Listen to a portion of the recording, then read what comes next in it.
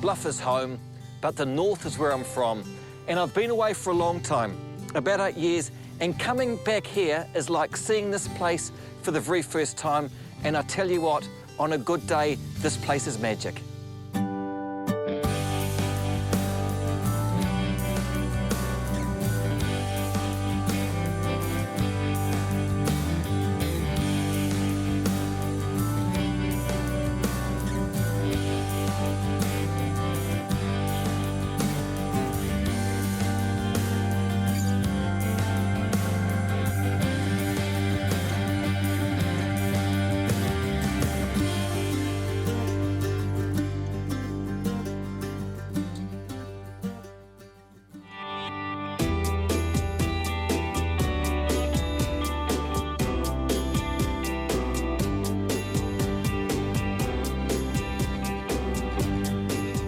So this for me is pretty much the halfway point of north, heading back towards Auckland slowly now. This part of the journey from Cape Brett via Whangarei to Whangaparoa, dealing with whaling, dealing with gambling, dealing with a history of concrete, which is more interesting than you might think, and also an amazing contraption that the Kiwis came up with that was going to save everyone in World War II. No one knows about it.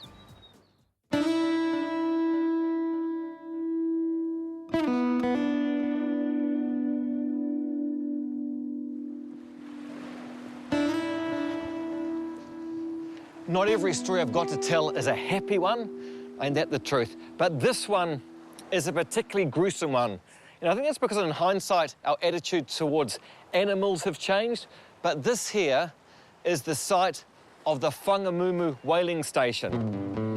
I don't quite know why they called it a station. It wasn't so much a station, it was more a torture chamber for animals.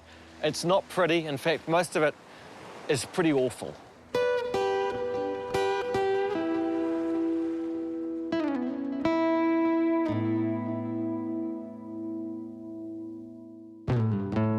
How are we supposed to feel here, do you think?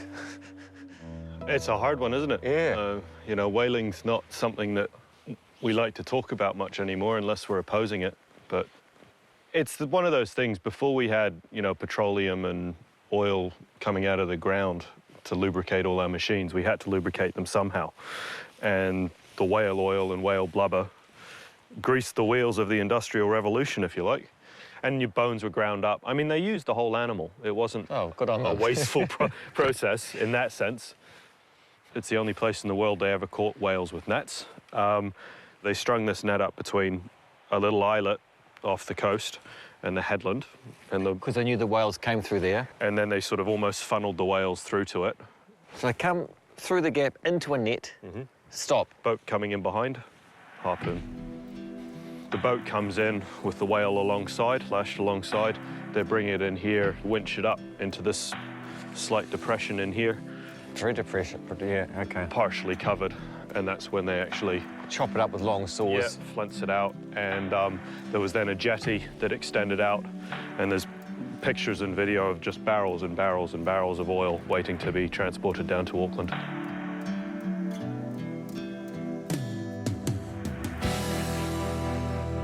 The old footage is amazing, with the whales spouting blood. I mean, it's pretty gruesome, It is pretty gruesome. It definitely brings it home that it was happening, and it wasn't a particularly nice thing. I mean, you're talking, by the video that they shot, you know, you've got explosive harpoon heads, so the idea is you shoot it, the high explosive goes off and kills the animal.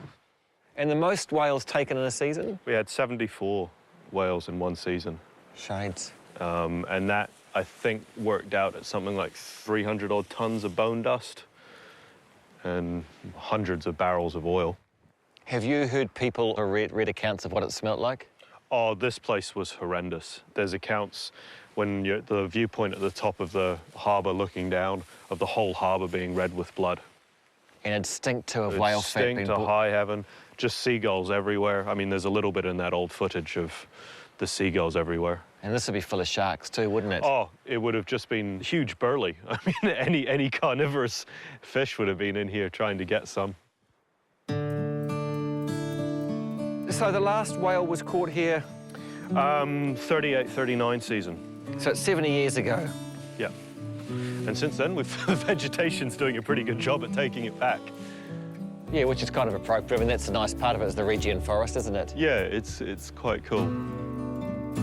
So a place that was once so identified with suffering and death is now springing new life. And this peaceful bay has given me a glimpse of how fragile past industries have been in the north.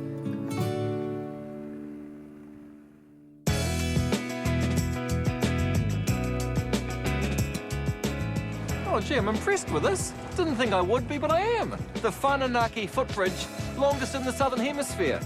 Although I'm not quite sure how you'd know. You're not going to travel around the world and say, hello, Austria, how long is your footbridge? But I think it's about 1 kilometre long. And by all accounts, it was built by Winston Peters' father, so the kids could walk to school that way or that way and not catch the bus around a long, winding road. So tremendous and quite narrow. And I suppose that's what the passing bay is for. You've got kids coming some way, you've got someone else going the other way. They get there, they pass. It's magic. I've never really been into footbridges, but if you were into footbridges, you'd want to come here because it's gorgeous. Oh, good day, Winston. Thank your father for the footbridge. Delightful. Whananaki. I'd want to ride my bike along it as well, actually. You probably can. The north seems to be experiencing an avocado boom, and everywhere I've travelled there is an abundance of fruit and vegetable growers. So it's no wonder that Whangarei is home to a very successful growers market. God, it's a hell of a help having them at this height hydroponically as well, isn't it? Oh, hell yeah. Were the town people in town, were they pretty quick to go to the growers market? When we started 12 years ago, the connotation of a market was like for poor people. Like, you know, a Tara flea market or something? Tara flea market. Yep. Tara was really the only market going of any size. And so the connotation was, well, if you can't afford to buy it at the supermarket... It's amazing, eh? And that was the way it was.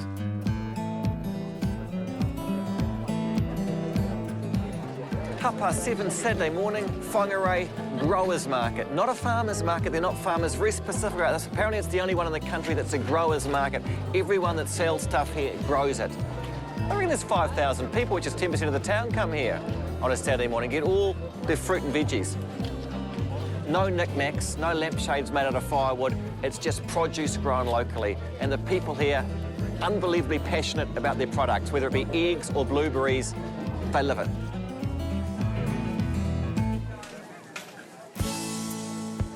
Seems funny, they have shots of your chickens, eh? You can show them the egg and show them the chicken it comes from. No, not that one, I want that one. That one? It's not even a full one. Well, have you bitten that part off it? No. Yeah, OK. No, that'll do me. Thanks, matey. Kids must love that, eh? That's fantastic, isn't it? Yeah, bring it along each week. It's just a piece of a hive. Have you got the queen in there, I suppose? Yep. You got her marked? Yep. Well, with a flag in the back of her. Yeah, white paint. It seems though all the people here quite enjoy the Saturday mornings. You like it? It's quite social, eh? Oh, yeah. If I didn't like it, I wouldn't come down here. God, they sell themselves, don't they? Thank you. That's because they're delicious. Because a lot of you growers must spend all your time on your own as well, because it's not social, and then you get to meet the other growers as well. That's right. I'd go Feijoa, Tamarillo, banana passion fruit. That would be my top 3 fruit. You'll have a job getting banana passion fruit, though. Love them. It's more creamy, isn't it? Oh, shades, don't get me started. You'll have to go and raid one and get the seeds off the side of the road and grow it. Grow one, get a 10-acre block. Right, 10-acre A block. retirement project. You're on and to then it. you spend every morning getting up at 4 on a Saturday. Right. Look what it's done to us. You two look pretty happy with it all, though, eh? You look like you're really on a Tamarillo high. Strawberries, 10? 20. Thanks very much. This is a gold mine, isn't it? Oh, you wish. Must be hard doing the GST return, $6 things. Hard to know what you sold. Yeah. There you are, sir. There we go. Doesn't get much better than that. Christmas strawberries in a train.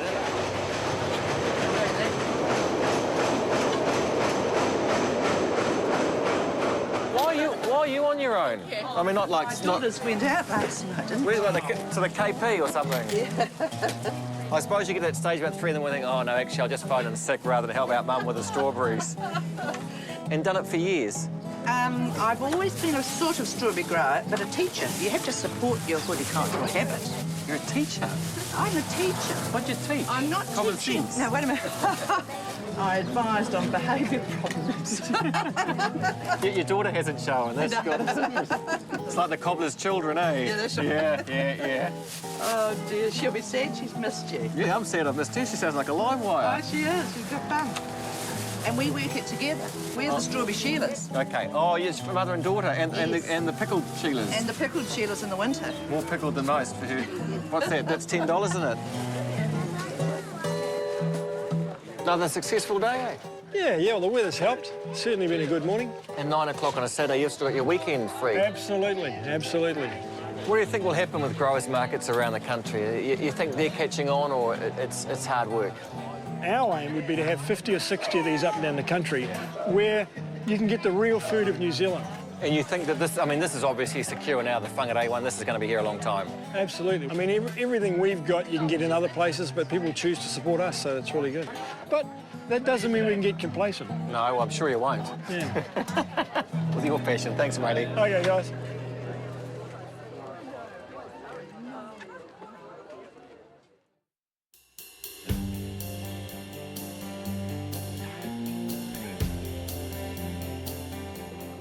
What's amazing about this work, and reading all the books about the places, is when you come across something that you realise you previously knew nothing about. And this is the situation for me with Limestone Island. Limestone Island, or Matakohi, was a strategic place for Māori. Then in the 1800s, a cement works transformed the island. Ben and Joe Barr oversee a creche for young Kiwi here, but have become fascinated with the island's concrete history. So what can you tell me about the community that was here? Because there were 300 people here, eh? Yeah. It's amazing. Yeah, so there was, yeah. They'd be mainly men, but there were schools as well, so families Yeah, must have been... quite, in terms of living on the island, I think there would have been about 200 people, but there was more than that working. They came across, some rowed across for work and some barged across.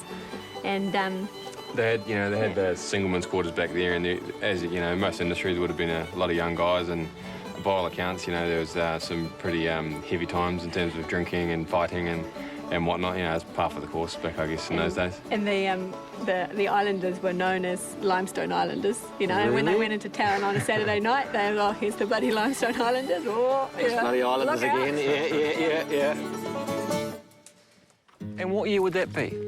They were living here from sort of 1858, and that went through right up until sort of 1918. There was people living out here. Sort of the peak of it would have been in sort of that early 1900s when there was that sort of big community. And there was lower classes, if you like, mostly living in sort of shanty Townsville along near the factory, breathing in all the coal dust and the smoke and that kind of thing. Like a concrete worker's ghetto. Yeah, it was. And what happened in the end? Did it just become abandoned, or did they find better limestone?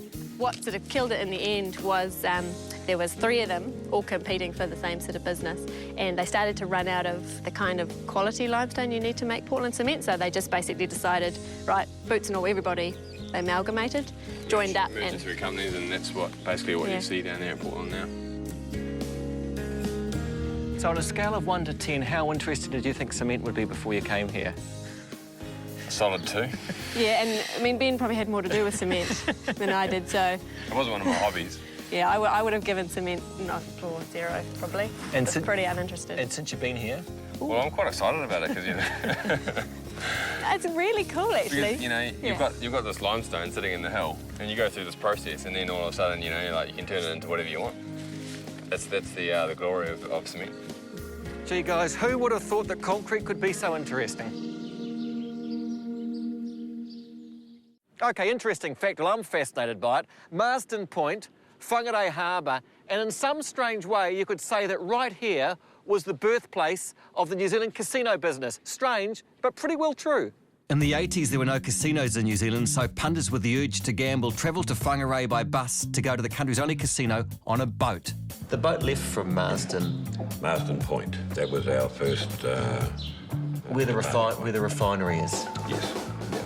Ladies and gentlemen, place your bets. Ken has always been a campaigner for change. As well as the casinos and now the legalisation of cannabis, one of his early campaigns was for the right for Kiwis to shop on Saturdays. So what happened then? You couldn't open on the weekends?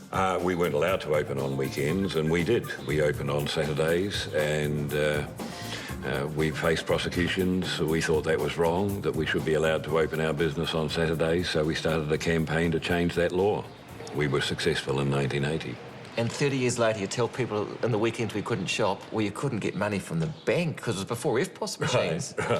Right. Does seem extraordinary, doesn't it?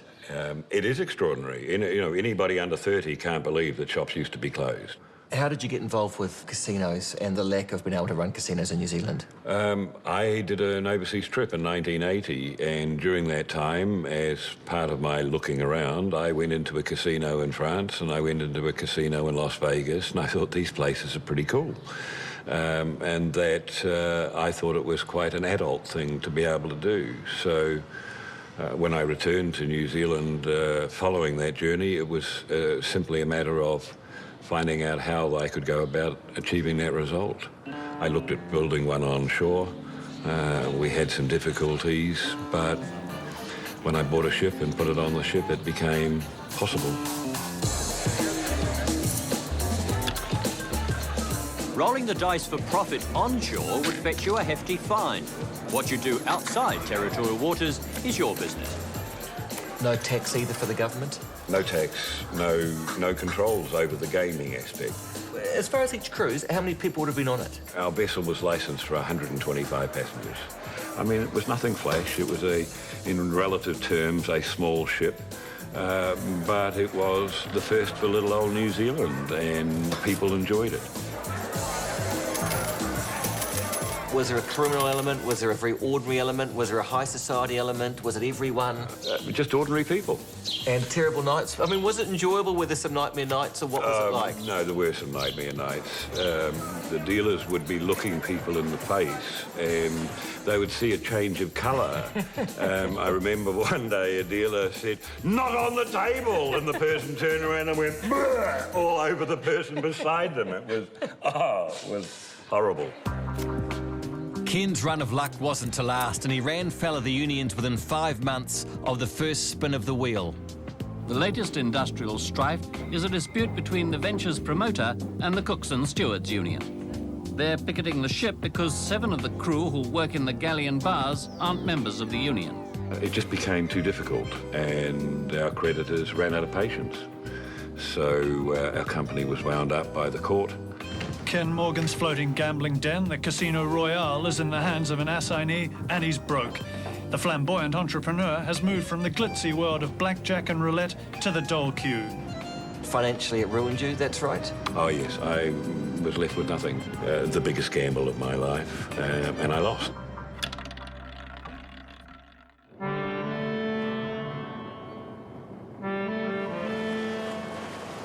This is the Jane Gifford original scow, about 102 years old. It's beautiful. And these flat-bottom Cowrie scows had a centreboard that would come down to get up shallow rivers and shallow harbours. These were the absolute workhorses of the north. The roads were shocking. These boats carried everything. Timber, cattle, people, vehicles, firewood. Absolutely the key to the north was these sort of scows. It fell in really bad state about 10, 20 years ago. They've restored it. It's just gorgeous.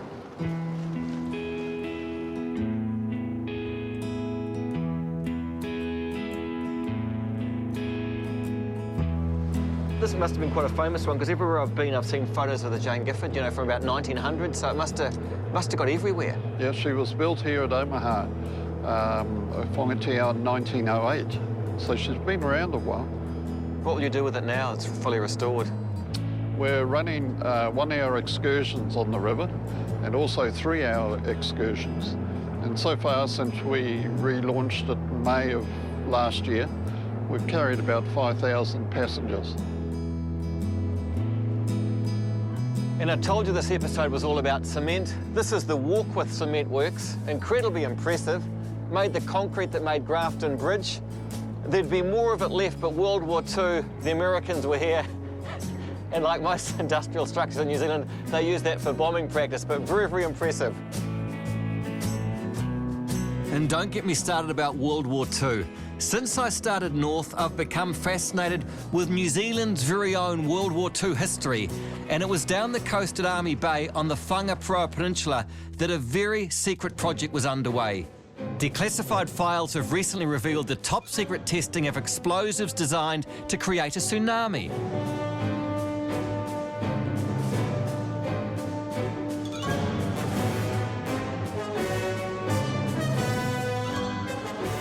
So this here was where the science was conducted, but what was it hoping to achieve? Well, what happened in the Pacific in World War II was in late 1943, the Americans started to try and take these Japanese-held atolls in the Pacific, and, you know, they'd seen the effects of tropical cyclones in the Pacific, and someone came up with this idea, well, you know, if we could replicate those sort of waves, we could, you know, clear these atolls without, you know, without having to send the troops in. What we had here was a 400-metre-long artificial pond with a scaffold jetty going out into it and a sort of wave measuring arrays. It quickly became apparent that you needed large quantities of explosives to generate anything like worthwhile waves. I think in the end it could be made to work if you could use an atomic bomb to deliver the explosion, but why would you bother rather than just dropping the bomb on the place that you wanted to take? So it's our version of the dam busters, but much less successful, eh? Someone said it was New Zealand's attempt to, you know, create a weapon of mass destruction, and basically it was a fizzer, unfortunately.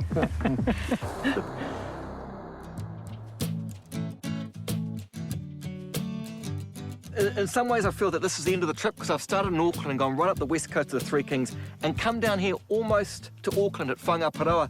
And as far as the north goes, what can I tell you? Well, it seems as though the north has tried all sorts of industries to try and get some sort of boom going, whether it be whaling or concrete or gardening or casinos. And I guess in some ways I worry about the future of the north, but I'm sure there's much smarter people than me working on that. As if there's anyone smarter than me.